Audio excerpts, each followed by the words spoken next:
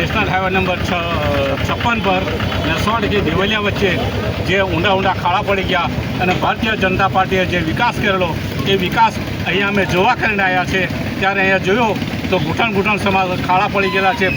ભાજપ સરકારે જે વિકાસ કરેલો એ વિકાસ બિલકુલ ખાડે ગયો છે, વિકાસ ગાંડો થયો છે અને એ ગાંડા વિકાસમાં લોકોના એક્સિડન્ટ થાય છે. કેટલાક લોકો અહીંયા મૃત્યુ પામે છે એક્સિડન્ટ થવાથી.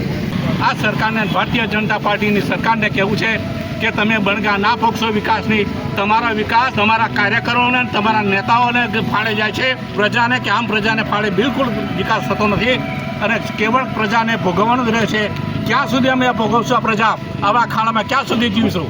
એટલે મારી સરકારને વિનંતી છે કે વહેલી તકે આ ખાડા પૂરે અને સરકાર આ પબ્લિકનું હિત કરે.